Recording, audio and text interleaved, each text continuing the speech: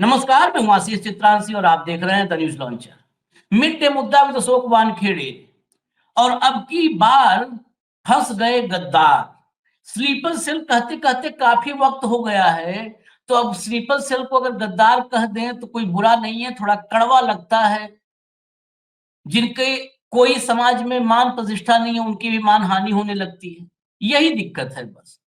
लेकिन हम तो किसी का नाम नहीं ले रहे भाई, अब हम भी थोड़ा बहुत सीख रहे हैं मोदी और शाह से। तो अब की बार फंस गए गद्दार। कैसे फंसे हैं और कहां फंसे हैं? कांग्रेस में फंसे हैं, और फंसे ऐसे हैं कि 2 विधायक, 3 पूर्व विधायक, 3 यूथ कांग्रेस के अध्यक्ष, 6 वर्तमान जिला अध्यक्ष और 50 से अधिक कांग्रेस नेता ये इकट्ठा हुए। और इन्होंने करीब करीब 1.5 दर्जन सबूत, 1.5 दर्जन मतलब 18 होता है गिनती, 1.5 दर्जन सबूत सामने रख दिए और राहुल गांधी से सीधी डिमांड कर दी कि हम पार्टी के वफादार रहेंगे, हम कांग्रेस नहीं छोड़ेंगे, हम गद्दारी नहीं करेंगे, हम भीतरघात भी नहीं करेंगे। बस राहुल जी जांच करवा लीजिए, आखिर हुआ क्या है। जितने संघी, जितने भाजपाई, जितने एजेंट, जितने दलाल आ सकते थे सब आ गए कांग्रेस में। और आए ही नहीं, आए और टिकट पाए। तो इनकी जांच बस करवा लीजिए, हम लोग कोई गद्दारी नहीं करेंगे, पार्टी को कोई नुकसान नहीं पहुंचाएंगे। अब सवाल यह है कि ये 15-16 सबूत देखने के बाद राहुल गांधी क्या एक्शन लेंगे। आज जो खबरें हैं वो राहुल के एक्शन मोड से जुड़ी हुई हैं। जो हमने आपको पिछले खबर में बताया था कि राहुल ने कल पटना में ज्वाइंट प्रेस कॉन्फ्रेंस के लिए हामी भरी है, जिसमें तेजस्वी यादव मतलब आरजेडी, कांग्रेस, माले सबको मिलाकर के ज्वाइंट प्रेस कॉन्फ्रेंस की जाएगी।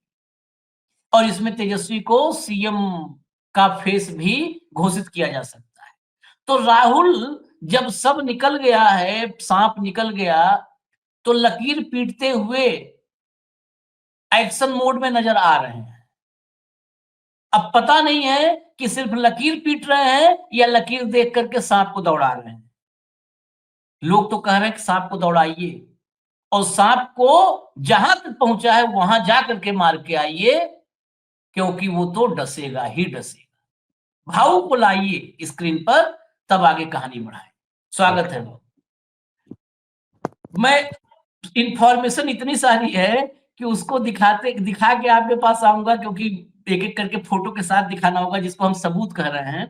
तो बस आप जो है देखिए, आज सुबह सुबह ये सब इतना सारा इकट्ठा बिहार की इंफॉर्मेशन भाव ने की है, जो हम आपको दिखाने जा रहे हैं। सवेरे सवेरे इतनी इंफॉर्मेशन इकट्ठा करना ये बहुत बड़ी बात है, और ये कहीं छपा उपा नहीं है, ये इकट्ठा किया गया। अब एक एक करके हम सीधे कोई भूमिका नहीं, फोटो पे आते हैं। पहली फोटो दिखाइए भैया, पहली फोटो, रोकिएगा, फोटो को रोक दीजिए। ये बिहार में सोनबरसा विधानसभा सीट से कांग्रेस की उम्मीदवार, इनको पप्पू यादव ने टिकट दिलवाया है, जो मैडम है। ये मैडम 8 अक्टूबर तक लोक जनशक्ति पार्टी, चिराग पासवान वाली पार्टी की नेता थी। 8 अक्टूबर तक, आज हम ये डिबेट कर रहे हैं तो 22 तारीख है, मतलब 16 दिन पहले, 15 दिन पहले तक ये चिराग पासवान की नेता थी। इस तस्वीर में जो आप देख रहे हैं, इसमें ये दिलीप जायसवाल आपको दिख रहे हैं। दिलीप जायसवाल के साथ देखिए, दोनों के मुद्राएं, दोनों के भाव देखिए, कितनी प्रसन्नता है। ये भीतर से ये कैसे बदल जाएंगे, कहीं कांग्रेस हो जाएंगी, कांग्रेसी हो जाएंगी। इनके फेसबुक पेज पर कहीं पर भी कांग्रेस पार्टी कोई जिक्र नहीं है। ये संघ, भाजपा, यही सबकी जो है व्याख्या और चर्चा करती रहती है। अब हटा दीजिए, दूसरे नंबर फोटो पे आइए। और एक बात मैं यहाँ क्लियर कर दूं कि दिल्ली में जो मीटिंग हुई थी, उस मीटिंग में और कई जगह राहुल गांधी ने क्लियर किया है कि अब वो देखेंगे कि कौन से जो टिकट चाहने वाले नेता है, जिनको टिकट की जो है वो है इच्छा है, वो सोशल मीडिया पर डेली पोस्ट उनको कांग्रेस के लिए करना होगा। डेली कांग्रेस के बारे में बात करनी होगी, कांग्रेस की नीतियों के बारे में बात करनी होगी, कांग्रेस के संघर्ष के बारे में बात करनी होगी। ये वो लोग हैं जो कांग्रेस ही नहीं लिखे कभी अपने सोशल मीडिया पे और टिकट पाए हैं। ये दूसरी फोटो आई, इसमें दिख रहे हैं इंद्रदीप चंद्रवंशी हैं ये। इनको पटना के कुम्हराल से उम्मीदवार बनाया गया है और ये फोटो में आपको दिख रहे हैं अमित शाह के साथ। बीजेपी आरएसएस से इनका बहुत गहरा नाता है, बहुत गहरा नाता है। कांग्रेस के लिए काम करना तो दूर, इन्होंने कभी एक पोस्ट भी नहीं की है। और अमित शाह के साथ देख लीजिए, अमित शाह के साथ जो दिलीप जायसवाल के साथ वो कांग्रेस का प्रत्याशी, जो अमित शाह के साथ वो कांग्रेस का प्रत्याशी। अगला फोटो, अगली फोटो लाइए, लाइए अगली फोटो लाइए, फटाफट लाइए। इसमें जूम करके आप देखेंगे तो 3 अलग-अलग फोटो है। एक में भाजपा के मंत्री के साथ, एक में भाजपा के सांसद के साथ। देखिए, ये अमित गिरी हैं। इनको कांग्रेस ने नौतन से टिकट दिया है। ये पायनियर कोचिंग संस्थान चलाते हैं और आरएसएस की शाखा में आना-जाना, ये शाखा वाले हैं, वहां आना-जाना है। बीजेपी के काफी नजदीक हैं और एमपी जो संजय जायसवाल, जिस पर पीके ने भ्रष्टाचार बम फोड़ा था, पश्चिमी चंपारण के एमपी, वो संजय जायसवाल भाजपा के सांसद के काफी खास हैं। इनके सोशल मीडिया पर भी आप लोग, हम तो निवेदन करेंगे सब पे जाइए और फोटो खींच-खींच के हमें भी भेजिए आप लोग। अगली फोटो लाइए, बाकी बहुत ब्यौरा है, अगली फोटो लाइए, शॉर्ट में बताता हूँ। ये देखिए पप्पू यादव, पप्पू यादव इस चुनाव कांग्रेस को महागठबंधन को हरवा करके लगता है तेजस्वी से बदला चुकाने के लिए सबसे मुफीद मौका पाए हैं। बताइए, निर्दलीय सांसद वो कितना भी प्रेम करते हो राहुल गांधी को, ये टिकट बंटवारा करेंगे। प्रदेश अध्यक्ष कांग्रेस का कह रहा है कि हाथी के दबाव में है घोड़ा, और हाथी कौन? पप्पू यादव है तो निर्दलीय ना। ये तेजस्वी से बदला चुकाने के चक्कर में महागठबंधन डुबाने पे हैं। ये दाहिने इनके दिख रहे हैं श्याम बिहारी प्रसाद। 23 सितंबर को, मतलब अभी भी 1 महीना नहीं हुआ है, इनको कांग्रेस में शामिल किया गया और रक्सौल से ये उम्मीदवार है। नीचे अगली फोटो लाइए, अगली फोटो। इसमें बाएं जो आपको दिख रहे हैं मनोज विश्वास हैं। 5 अक्टूबर 25 को कांग्रेस में शामिल हुए। 1 हफ्ते के भीतर इनको फारबिसगंज से टिकट दिया गया, 1 हफ्ते के भीतर। अगली फोटो लाइए, अगली फोटो लाइए।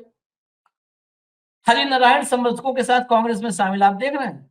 कुचायकोट विधानसभा से कांग्रेस के प्रत्याशी 2 सितंबर को पार्टी में शामिल हुए और इनके कामकाज से प्रसन्न होकर के पार्टी ने 1.5 महीने के भीतर इनको कांग्रेस का उम्मीदवार बना दिया। इन्होंने आजीवन कांग्रेस के लिए एक शब्द नहीं बोला है। अब कौन सा सर्वे हुआ है, आज सुप्रिया श्रीनेत से भी अभी भाऊ पे हम चलेंगे तो पूछेंगे जरा। अगले फोटो लाइए। हाँ, ये रामविलास पासवान आपको दिख रहे होंगे, स्वर्गीय रामविलास पासवान। उनके बाएं तरफ जो बैठे हुए हैं, ये कांग्रेस के बेलदाल से प्रत्याशी बनाए गए हैं। ये कभी कांग्रेस में नहीं रहे। जिस दिन से उम्मीदवार घोषित हुए हैं उसी दिन लोगों को पता चला कि कांग्रेस से लड़ रहे हैं। आजीवन इन्होंने कांग्रेस को कोसा, गरियाया है और अब कांग्रेस के प्रत्याशी बनाए गए हैं। इसको शायद मोहब्बत की दुकान का फॉर्मूला कहा जाता हो कि जो जितनी गाली दिया उसको हम मोहब्बत से जीत करके प्रत्याशी बना दिए। राहुल गांधी का हो सकता है फॉर्मूला। अगली फोटो लाइए, अगली फोटो, अगली फोटो लाइए। ये फोटो देखिए, विजय सिन्हा उप मुख्यमंत्री के साथ गले में बीजेपी का पटका डाले हुए, जो इधर आप विजय सिन्हा के साथ दिख रहे हैं, और वही व्यक्ति सम्राट चौधरी के साथ भी है। ये कांग्रेस से नालंदा के जो प्रत्याशी हैं, छोटे मुखिया कौशलेंद्र कुमार, वो हैं। इनका याराना आप देख लीजिए, सम्राट से देखिए, विजय सिन्हा, दोनों डिप्टी सीएम। ये दो, सोचिए कितने करीब होंगे। ये सब ऐसे वैसे नहीं, गले में भाजपा पटका है और गले लगे हुए हैं।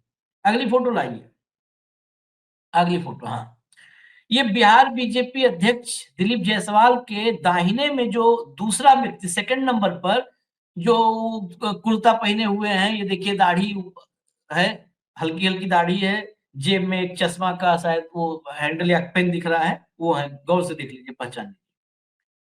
इनको कसबा विधानसभा से उम्मीदवार बनाया गया है। इनका नाम मोहम्मद इरफान आलम है। ये पप्पू यादव के आदमी है और यही इरफान है जिनकी वजह से उस 16 मिनट का ऑडियो आया था। यही इरफान है जिसमें राजेश राम से बात हो रही थी। बीजेपी के कई प्रोग्राम में आप इनको सम्राट चौधरी, अन्य नेता, जेडीयू नेता, सबके साथ आप देख पाएंगे। जेडीयू के अल्पसंख्यक प्रकोष्ठ के कुछ दिन पहले तक महासचिव थे। इनको टिकट देने के लिए कांग्रेस ने अपने 5 बार उस जगह के एमएलए रहे आफाक आलम को साइडलाइन कर दिया। धक्का देके। इन्हीं के बारे में बताया जा रहा है कि करोड़ों रुपया वहां पहुंचा दिए, कितना 2,70,00,000 रुपया, कितना जो भी अमाउंट हो वो करोड़ों रुपया पहुंचाए और ये टिकट लेके आए। इनकी फोटो हमने, ये तो एक फोटो हमने आपको उस दिन दिखाई थी जिस दिन ऑडियो रिकॉर्डिंग आई थी। इनकी फोटो बीजेपी में सम्राट के साथ, विजय सिन्हा के साथ, दिलीप जायसवाल के साथ, प्रशांत किशोर के साथ, अशोक चौधरी जेडीयू वाले के साथ, सबके साथ है। बस कांग्रेस से इनका कभी कोई वास्ता नहीं रहा है, कांग्रेस छोड़ इनका सबसे वास्ता रहा है, लेकिन चुनाव कांग्रेस से लड़ रहे हैं, ये इनकी उपलब्धि है, इसको सराहा जाना चाहिए। चलिए अगली फोटो लाइए। यहाँ पर आप देख रहे हैं जितेंद्र यादव को, इनको पूर्णिया से उम्मीदवार बनाया गया है। पूर्णिया मतलब समझ लीजिए यहाँ भी पप्पू यादव ही होंगे। और ये फोटो में देखिए किसके साथ है, फोटो में नीतीश कुमार के साथ है ये। इनको एहतियातन इनके पूरे पुराने फोटो वगैरह जो है वो आर्काइव कर दिया गया, मतलब सबके इन लोगों के मैक्सिमम के सोशल मीडिया अकाउंट दनादन जो है प्राइवेट किए गए, छिपा दिए गए। मुख्यमंत्री और बीजेपी नेताओं के साथ इनके बहुत घनिष्ठ इनके रिश्ते हैं और ये जेडीयू के नेता भी थे। पहले जो है इनको समाज सेवी जो है अवतार दिया गया कि समाज सेवी है, और समाज सेवी कह के इनको धीरे से पप्पू यादव ने घुसा दिया वोटर अधिकार यात्रा में और फिर टिकट लेके आ गए। आगे बढ़िए, चलिए आगे बढ़िए। ये देखिए, ये ऋषि मिश्रा है। ऋषि मिश्रा जो है ये नामांकन से एक दिन पहले आधी रात तक, नामांकन के एक दिन पहले आधी रात तक आरजेडी के नेता थे। चलिए इनमें तो फिर भी गुंजाइश है कि हो सकता है कि आपस में तय हुआ हो कि हमारा एक नेता अपने सिंबल पे ले लो, लेकिन इनको कांग्रेस से टिकट मिला है। ये जाने माने नाम है, ललित नारायण मिश्रा के पोते हैं, जो रेल मंत्री रहे ललित नारायण मिश्रा, उनके पोते हैं। ये जेडीयू विधायक के रूप में राजनीति शुरू किए, फिर कांग्रेस के रास्ते आरजेडी में शामिल हो गए और अब फिर से इनको जो है टिकट दिया गया है। लेकिन ये फिर भी उस कैटेगरी से बाहर किए जा सकते हैं क्योंकि इनकी राजनीति 3 पीढ़ियों की राजनीति है, विधायक रहे हैं और कांग्रेस में भी रहे हैं, तो घूम फिर करके चलिए कांग्रेस से आ गए। लेकिन नौतन से कांग्रेस उम्मीदवार अमित गिरी जो हैं, अमित गिरी को, इनको भी पप्पू यादव अमित गिरी को भी टिकट दिलवाया था और जो है उसमें भी ये कांग्रेस में पूरा खेल किया अल्लाह बरू के साथ मिलके और टिकट दिलवाया। नेक्स्ट फोटो पे आइए, अगली फोटो पे आइए। ये फोटो देखिए, तेजस्वी के दाहिने तरफ किशनगंज से कांग्रेस के प्रत्याशी कमरुल होडा है। ये 2019 के उपचुनाव में बीजेपी की बी टीम एआईएमआईएम के उम्मीदवार के तौर पर एमएलए चुने गए थे। 2020 के विधानसभा चुनाव में यहां से कांग्रेस प्रत्याशी इजराइल हुसैन जीते थे और हुडा जी तीसरे नंबर पे थे। इनको कांग्रेस प्रत्याशी से 20,000 वोट कम मिले थे। वर्तमान प्रत्याशी 2023 में आरजेडी में शामिल हो जाते हैं। फिर ठीक चुनाव से पहले 10 सितंबर को कांग्रेस की सदस्यता दिलवाई जाती है और फिर टिकट मिल जाता है। वर्तमान विधायक जो इजराइल जो जीते थे, इजहारुल, उनका टिकट काट दिया जाता है। अब नेक्स्ट आइए फोटो, अगली फोटो पे यहाँ ये विनोद चौधरी यहाँ पे आपको दिख रहे हैं। विनोद चौधरी कांग्रेस के प्रत्याशी हैं सिकंदरा से। मोदी से इतने प्रभावित हैं कि अपनी कई तस्वीरों में एडिट करके मोदी का फोटो चिपका रखा है। रामविलास पासवान के साथ मंच साझा कर रहे हैं। ये देखिए फोटो पे चिपकाया हुआ है कटआउट मोदी जी का, आप जो इधर लेफ्ट हैंड पे फोटो देख रहे हैं। फरवरी से पहले इनकी राजनीतिक गतिविधि नगण्य थी, लेकिन फिर एक डिजाइन के तहत कांग्रेस में शामिल इनको किया गया और कांग्रेस में शामिल होने के बाद भी ये कहीं पर भी कांग्रेस के लिए न कुछ लिखते थे और न बोलते थे, बस शामिल हो गए थे कि हाँ पर्ची दिखाने के लिए रहे। इनको टिकट के लिए जिस व्यक्ति का टिकट काटा गया वो 2015 से 20 तक एमएलए थे और 20 के चुनाव में मात्र 6,000 वोट से हारे थे। सुधीर कुमार उर्फ बंटी चौधरी लगातार कांग्रेस में ही रहे, हारे तो जीते तो कांग्रेस के लिए लड़ते रहे, लेकिन उनको काट करके इनको दिया गया जो कांग्रेस कभी अपने कलम से लिखे नहीं और लिख दे शायद गलत है लिखे। अगली फोटो पाइए, अगली फोटो बहुत सारा इसीलिए आज पूरा इकट्ठा कर लिया भाव ने सवेरे, तो रुकिए थोड़ा। ये देखिए बसनाहा विधानसभा क्षेत्र, जन जन की पुकार, इंजीनियर नवीन कुमार, इनको टिकट जहां से मिला है वो लिखा है ऊपर, इनकी उम्र मात्र 25 साल है। इनको बिहार कांग्रेस के चारों पूर्व अध्यक्ष नहीं जानते। कई प्रवक्ता नहीं जानते, सोशल मीडिया पर लोग नहीं जानते। सबसे बड़ी बात, इनके गांव समाज के लोगों को टिकट मिलने से पहले नहीं पता था कि इनका कांग्रेस से कोई संबंध है। एकाएक गुप्त संबंध सामने आए। ऐसे में स्क्रीनिंग कमेटी और सर्वे पर भी प्रश्न चिन्ह लगता है। खैर, वो सर्वे और स्क्रीनिंग कमेटी की तो बात अभी होनी ही है। अगली फोटो आइए भैया, लाइए अगली फोटो ले। अब देखिए, ये हरनौत से कांग्रेस के उम्मीदवार हैं। इनका नाम है अरुण बिंद। आप देख रहे होंगे इधर नीचे, उनके चिराग के नीचे अरुण बिंद। इनका नाम है अरुण बिंद। टिकट मिलने से 2 रात पहले तक ये एलजेपी की लड़ाई लड़ रहे थे। 2 रात पहले तक ये रातों रात सब अमावस की तपस्या की, पूजा आधी रात में, अमावस से पहले ही ये लोग कर लिए थे। और इनको जो है 2 रात में परिवर्तित करके कांग्रेसी बनाया गया और टिकट पकड़ा दिया गया। लो आओ, बम्पर सेल है टिकट, दिवाली बम्पर ऑफर। आगे लाइए। अब ये हो गए, सबूत हो गए। ये कुछ आपको हम दिखा दें कि जिनकी चर्चा हो रही है। Overlooked for candidature, Congress leaders in Bihar, alleges ticket was sold, ticket बेचे गए। ये तो हम सब बता चुके हैं। ओपन वॉर इन, अगला लाइए, open war in Bihar Congress, state leadership comes under fire. अगला ले आइए। रातों रात पार्टी बदली, मोटा पैसा खर्च कर पा लिया कांग्रेस से टिकट। ये माधव आनंद है, जिन्होंने चिट्ठी भी लिखी थी। अब हटा दीजिए, अब हटा दीजिए, बहुत सबूत हो गए भाऊ। ये कौन सी तंत्र साधना या दिवाली बम्पर ऑफर, क्या चल रहा था कांग्रेस में? एक कोई यादव है हम्म।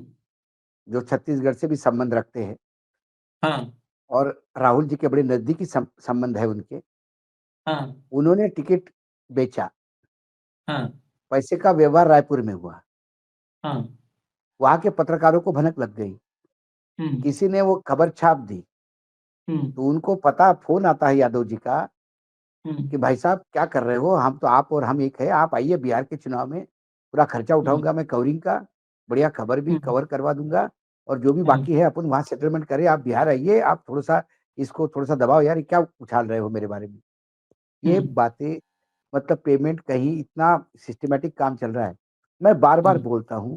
अब आप देखिए उदाहरण के तौर पे, एक अजय माकन नाम के शख्स है। हाँ। ये दिल्ली के हम्म नेता है। जब हम्म दिल्ली में चुनाव होते हैं डर के मारे लंदन भाग जाते हैं। हम्म ठीक है, फिर भी दिल्ली हम्म के बड़े नेता है। हम्म कांग्रेस के हमेशा सीडब्ल्यूसी से लेकर हर जगह तैनात रहते हैं अजय माकन। हम्म हम्म अब अजय माकन 5वां राज्य है या 6वां राज्य है ये, हम्म जहाँ ये टिकट दिलवाने जाते हैं, स्क्रीनिंग कमेटी के चेयरमैन रहते हैं या वो बड़े रोल में रहते हैं, और वो चुनाव हार जाता है। राजस्थान ये थे हार गए, हरियाणा ये थे हार गए, उसके बाद छत्तीसगढ़ थे ये हार गए, मध्य प्रदेश थे ये हार गए, दिल्ली थे हार गए। 5 राज्य तो ये है।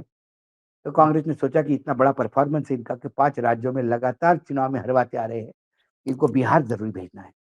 हम्म और इनको बिहार भेजा। अब बिहार में भी ये वही करवाएंगे, पार्टी को हरवाएंगे। पार्टी आशीष सिंगल डिजिट पे आएगी। हम्म वॉच माय वर्ड्स। हम्म ये सब धांधलियां जब आपके सामने लाई, अभी तो जो एक प्रेस कॉन्फ्रेंस लिया आपने उसका जिक्र किया, वो हम्म तमाम लोग और साथ में 15 जिलों के जिलाध्यक्ष भी जुड़ रहे हैं। 30 हम्म तारीख के पहले एक फिर कॉन्फ्रेंस कर रहे हैं वो, और भी लोग जुड़ रहे हैं उसमें। भाई कांग्रेस कोई गांधी परिवार की बपूती थोड़ी है यार। हम्म गांधी परिवार के पास नेतृत्व दिया है कांग्रेस ने। कांग्रेस का एक एक कार्यकर्ता जो लगातार पिछले 20-25 साल से लट खा रहा है बिहार में, लगातार विपक्ष में है। बीच में एक थोड़ा सा पैच आ गया था सत्ता में आरजेडी के साथ, हम्म लेकिन लगातार वो प्रताड़ना झेल रहा है, उलाना झेल रहा है, संघर्ष कर रहा है पहले 25 साल से। 25 साल के संघर्ष करने के बाद जब राहुल गांधी उतरते हैं मैदान में, तो उस राहुल गांधी के हाथ मजबूत करने के लिए लोग भारी तादाद में उमड़ पड़ते हैं, लाखों की भीड़ आ जाती है। और फिर आपको बीजेपी से आने वाले संघ वालों को ही टिकट दिलवाना है, पैसे खरीद करके ही टिकट दिलवाना है, और पप्पू यादव ही तय करेगा सब कुछ। तो फिर राहुल गांधी जी को पार्टी पप्पू यादव के हवाले कर देना चाहिए, हाँ या बिहार की फ्रेंचाइजी पप्पू यादव को दे देनी चाहिए। यही पप्पू यादव उनको नीतीश कुमार को भी न्योता देते हैं। किस हैसियत से देते हैं? ये कांग्रेस के मेंबर भी है क्या? हाँ ये तो इंडिपेंडेंट है। पैसा चला, दबा के पैसा चला, और ऐसा नहीं कि ये पैसा सारा कांग्रेस के कोष में जमा हुआ। Hmm Congress is a poor party of rich leaders, कहा था किसी बड़े नेता ने। ये सारा खेल, और आश्चर्य की बात है कि इसके बाद बंगाल के चुनाव होंगे, यही के यही टीम बंगाल जाएगी। अब मुझे राहुल गांधी पे दया आने लगी है, अब दया आने लगी है, और दया से भी ज्यादा अब हंसी आने लगी है। दया तब आती है कि आदमी बहुत मेहनत करता है, कोई साथ में साथी धोखा देके जाता है, तो दया आती है।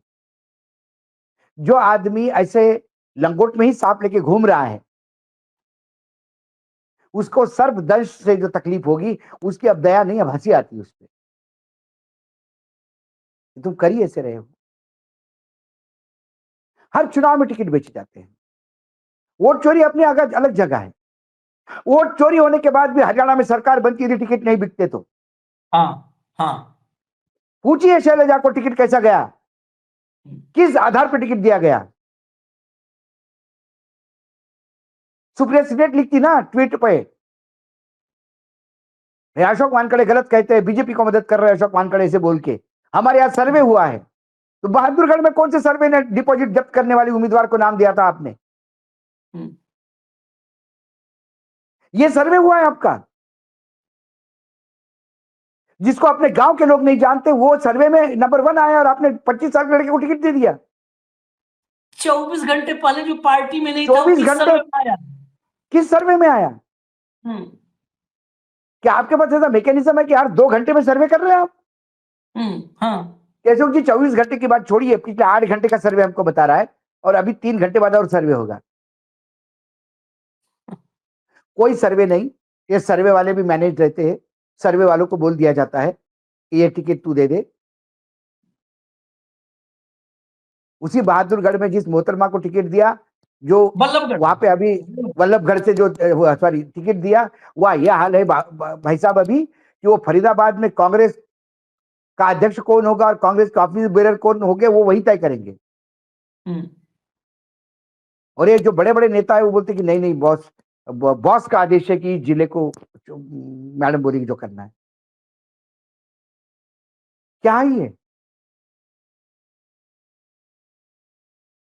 क्या है? सायन में एक आदमी को लगातार महाराष्ट्र में टिकट दिया जा रहा है, क्योंकि वो किसी बड़े नेता की सुविधा सुख सुविधा का ख्याल रखता है मुंबई में,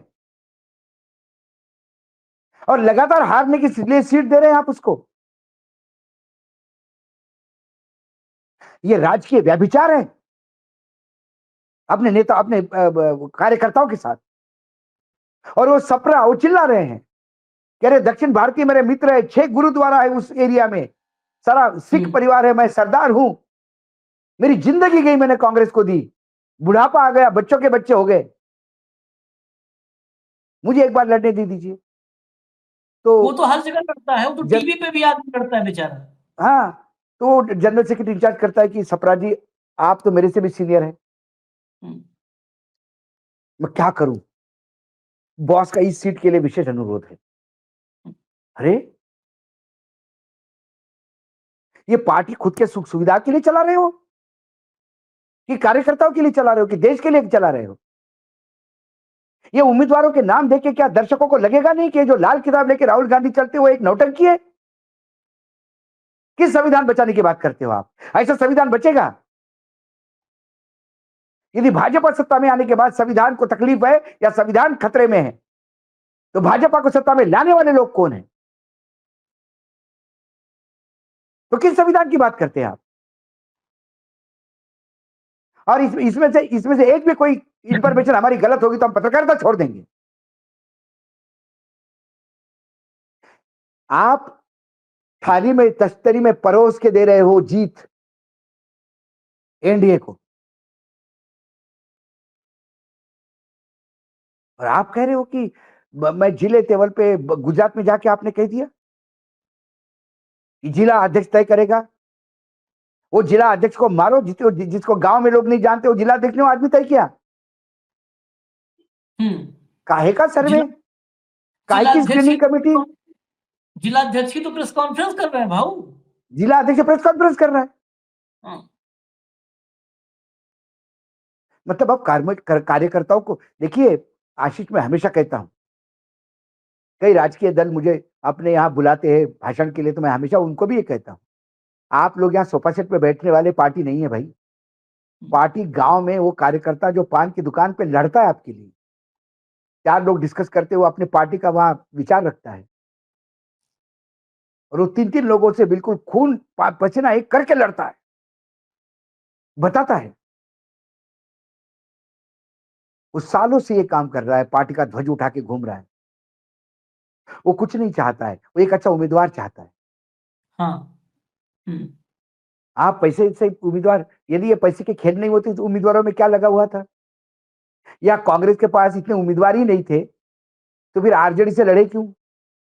जो आरजेडी दे देती, बोलती कि भैया हमारे पास तो उम्मीदवार ही नहीं है, हम्म, हमें सब बाहर से जो जो 2-2 दिन पहले संघ से लोग आ रहे हैं उनको देना पड़ रहा है। आप क्यों इतनी सीटें हमको दे रहे हो? सीटें तो ऐसी मांग रहे हो कि जहां उम्मीदवारों की लाइन लगी हुई है, हम्म, हम्म, और उम्मीदवार कहां से आ रहे हैं भाई? ये एलजेपी के, बीजेपी के। तो इन लोगों को आपके उम्मीदवार भेजने में टाइम थोड़ी लगता है। जो भी रेट बताया होगा, 2 करोड़, 4 करोड़, 5 करोड़ एक उम्मीदवार पे, क्या प्रॉब्लम है? 10-15 में भाई 100 करोड़ ही चली जाएगी ना। 100 करोड़ में 15 सीटें एश्योर्ड हो रही है आपकी, 20 सीटें एश्योर्ड हो रही है, हम्म, क्योंकि ये जाके लड़ेंगे थोड़ी। इन्होंने तो सीट खरीदी है, वो किसी से पैसे खरीदी है। और कौन कार्यकर्ता इनके लिए काम करेगा जो कल तक कांग्रेस को गाली दे रहा था, कोस कोस के गांधी परिवार को गाली दे रहा था, कांग्रेस को गाली दे रहा था, जवाहरलाल नेहरू को गाली दे रहा था, उसकी जय जयकार करें आज, क्योंकि आपने पैसों का खेल किया। कहां जाएगी पार्टी? खत्म होती है पार्टी, पार्टी कार्यकर्ताओं से होती है। यूपी में यदि पार्टी 1.5% पे आई, 2% पे आई, तो कार्यकर्ता खत्म हो गए। क्यों कार्यकर्ता खत्म हो गए? क्योंकि नेताओं ने पार्टियां बेची। तो कार्यकर्ता ऐसे पार्टी में क्यों जाएगा? क्यों काम करेगा?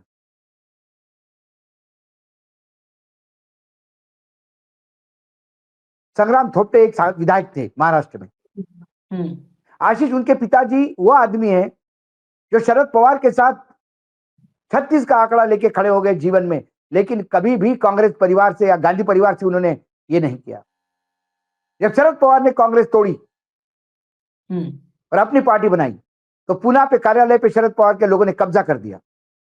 प्रणब मुखर्जी का फोन गया सीनियर थोपटे के पास कि Thopte ji, that is our office. Senior Thopte चले गए ऑफिस में, धक्के की चोट पे लात मार के दरवाजा तोड़ा, अपना ताला लगा दिया, अंदर से फोटो फेंक दिए सब। फिर गांधी और महात्मा गांधी और जवाहरलाल नेहरू इनके फोटो स्थापित किए और कांग्रेस का पर्चा लगाया। आज वो आदमी वृद्धावस्था में, जब पिछली लोकसभा में कांग्रेस हारी तो 2 दिन तक खाना नहीं खाया कि मेरी पार्टी कैसे हारी। इतने इमोशनल लोग जुड़े हुए हैं। उनका बेटा पुणे में अकेला कांग्रेस का झंडा बुलंद करते हुए एमएलए बना, लगातार एमएलए बन रहा है, शरद पवार से लड़के, बीजेपी से लड़के, सबसे लड़के। लेकिन फर्स्ट टाइमर को आपने मंत्री बनाया, लेकिन 3-3, 4-4 बार के संग्राम थोपटे के मंत्री नहीं बनाया, उसको हमेशा बेइज्जत किया, हमेशा बेइज्जत किया। और उसको देवेंद्र फडणवीस हमेशा कहते थे कि देखो, तुम्हारा कोई भी काम हो संग्राम, मुझे बता देना, मैं तुम्हें मदद करूंगा, क्योंकि तुम बहुत अच्छे राजनीतिज्ञ हो, तुम्हारा परिवार बहुत अच्छे दिल से राजनीति करते हैं। देखिए, इतना होने के बाद भी कांग्रेस में आप कांग्रेस छोड़ नहीं रहे हो, और कांग्रेस पार्टी ने उनको लताड़ा हमेशा दुय्यम। अल्टीमेटली वो बीजेपी चले गए। एक सीट थी कांग्रेस की पुणे जिले में, मात्र 1 सालों से, भोर कॉन्स्टिट्यूंसी चली गई। पुनः ब्लैंक हो गया, पुनः ब्लैंक, सातारा ब्लैंक, सब ब्लैंक। क्यों कोई काम करेगा? क्योंकि यहां ऊपर जो बैठे हुए लोग हैं, वो पार्टी में किसी को आने नहीं देते। उनको लगता है कि पार्टी के लॉयल कार्यकर्ता सामने आ जाएंगे तो इनकी दुकानें बंद हो जाएंगी, क्योंकि ये बीजेपी के पेरोल पे है, ये बीजेपी के फर्जी, मतलब फर्जी कांग्रेसी है, ये स्लीपर सेल है बीजेपी के। अपनी दुकान एक्सपोज ना हो, इसलिए ओरिजिनल कांग्रेसियों को हमेशा दूर रखेंगे। और फर्जियों का भरना करेंगे। कांग्रेस लड़ रही है चुनाव आयोग से, फर्जी मतदाता, फर्जी मतदाता। अरे आपके यहाँ फर्जी लोग भरे, पहले उनको तो साफ करो, अपना घर साफ करो। हाँ, ये जो फर्जी कांग्रेसी बैठे हैं, और एक दो उदाहरण नहीं, कितने, एक लाइन से आशीष जी ने सब पढ़ा है आपको, फोटोग्राफ दिखाए। ये तो ट्रेलर है, 12 घंटे का शो होगा यदि बिहार पे बात करूं सीट वाइज तो। हाँ बताइए, मतलब ये 16-17 तो हमने रख दिया, 60 में 16-17 तो ऐसे रख दिया। 20% तो यही दिख रहा है अभी। 25% भाव, 16-60 हाँ, है, 16 64 25%। 25%, 27-28% तो ये सामने अभी आ गए। और डीप जाए तो पता चले कि राजेश और राम है, प्रदेश अध्यक्ष अकेला निकले हो मैंने कांग्रेस। क्या क्या करें। लेकिन इसके बाद भी सिंगल डिजिट बीजेपी कांग्रेस आने के बाद भी कोई एक्शन नहीं होगी। ना, कोई एक्शन नहीं होगी, वोट चोरी की बात होगी और चली जाएगी। वोट चोरी होती है, कर्नाटक में भी वोट चोरी हुई, लेकिन आई कि नहीं सरकार। तेलंगाना में भी वोट चोरी हुई, लेकिन आई कि नहीं सरकार। वोट चोरी का भी आगे का रास्ता है। यदि वोट चोरी हुई तो बुलंदता से लड़े। लेकिन क्या हुआ, जिस मानिक राव ठाकरे ने 1 साल तेलंगाना में रहकर दिवाली नहीं देखी, दशहरा नहीं देखा, और जहां राहुल जी ने खुद कहा था कि हमें नहीं लगता कि तेलंगाना में हम कुछ सक्सेस ला पाएंगे, एक एक कॉन्स्टिट्यूंसी में जाके एक एक पुराने कार्यकर्ता, पुराने नेताओं के दाढ़ी को हाथ लगा लगा के, चरण छू छू के मेन स्ट्रीम में लाए और पार्टी को जीत दिलवाई, जो सबसे डिफिकल्ट राज्य था। उस मानिकराव ठाकरे जितने जितवाई पार्टी को, उस पर आरोप लगते कि इसने टिकट बेचे। अरे बेचे भी होंगे तो सही बेचे, कम से कम जितवा तो लाए, सरकार तो बनवा दी। उसको वहां से हटा के तेलंगाना कर दिया, क्योंकि इनको मानिकराव ठाकरे ने सीटें नहीं बेची थी, इनका धंधा चौपट हो गया। इनको लोकसभा में सीटें बेचनी थी, फिर जहां आपको 3 महीने पहले आपकी सरकार बनी, वहां लोकसभा में आप निपट गए, क्योंकि मानिकराव ठाकरे को निकाल के ये चांडाल चौकड़ी पहुंच गई, वहां पे बेच दिए टिकट। जिस बीआरएस को लोगों ने रिजेक्ट किया, उसी से आए हुए नेता को लोकसभा लड़वाया, सब हार गए। तो मुझे बताइए, कांग्रेस में दिल से काम करने वाला, अच्छा काम करने वाला, अविनाश पांडे ने क्या किया था राजस्थान में, नहीं चलने दी सचिन की। सचिन के विद्रोह कर निपटने में अविनाश पांडे का भी रोल रहा, सरकार बचाई, इसका उनको मेडल मिला, उनको भगाया गया वहां से, राजस्थान से, अपमानित होकर। क्योंकि सचिन पायलट जो पार्टी तोड़ रहे थे, जो सरकार बीजेपी के साथ बनकर मिला रहे थे, सब एक्सपोज हो गए। बीजेपी के रिसोर्ट में रुके ये सब लोग, बीजेपी के नेता के। उनने कहा कि फिर मैं तो पार्टी में हूं, लेकिन अविनाश पांडे को निकालो। बोला ठीक है भैया, अविनाश पांडे को निकाला। अविनाश पांडे मेहनत करने वाला आदमी है, गांधी परिवार और कांग्रेस का लॉयल है, ये नहीं चाहिए इसको, तो हटाओ यहां से। बहुत ताज्जुब है, अविनाश पांडे अभी यूपी में कैसा है। लोकसभा के चुनाव के प्रदर्शन के बाद तो उसको वहां से भगा के मणिपुर, नागालैंड भेज देना चाहिए था।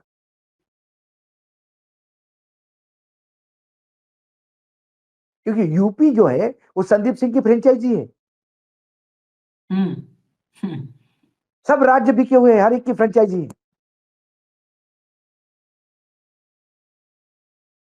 और हम लड़ाई लड़ेंगे, किसकी लड़ाई लड़ेंगे, पहले अपनी पार्टी को साफ करो, फर्जी मतदाताओं के लिए बाद में लड़ो। फर्जी कांग्रेसियों को क्या करोगे राहुल जी, सवाल है। अरे सवाल प्रूफ के साथ है। बहुत हमारे मित्र जो कांग्रेस के प्रेम करते हैं, हमारे दर्शक भी कांग्रेस से प्रेम करते हैं, उनको लगता होगा कि आज क्या भाषा बोल रहे हैं। लेकिन हम संजय की पत्रकारिता करते हैं, जो दिखता है वही बोलेंगे। हम नारद की पत्रकारिता नहीं करेंगे कि इधर की बात उधर लगाने की बात।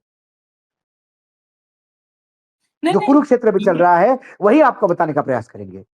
ये एपिसोड में और क्लियर कर दूं, ये स्पेशली मैं कहूं, स्पेशली हम तो खुल के कहते हैं, ये जो कांग्रेस को या राहुल को प्यार करने वाले लोग हैं उन्हीं के लिए है। हाँ, आपका प्यार ऐसा नहीं होना चाहिए कि उसका दर्दनाक अंत हो जाए। नहीं उसका तो उधर दर्दनाक वाले अंत अंदर, अगर हमको दिख नहीं रहा है तो उससे पहले ही आशीष हम। जी, उधर वाले अंध भक्तों में और इधर वाले अंध भक्तों में क्या फर्क होगा। हाँ, फिर क्या फर्क भक्त बनिए, भक्त बनिए, अंध भक्त मत बनिए। समर्थक बनिए, अंध समर्थक मत बनिए। आंखें खोल के। नहीं, और अगर ये घर में भी कांग्रेस में जो हो रहा है पिता भाई, घर में भी जो पिता अपने बेटे को बेइंतहा प्यार करता है अंध भक्त बन के, वो दुर्योधन ही पैदा करता है। हम्म और जो नहीं, आंखें खोल के प्यार करेगा, लताड़ेगा भी, गलती में कान भी पकड़ेगा, वो अर्जुन पैदा करता है।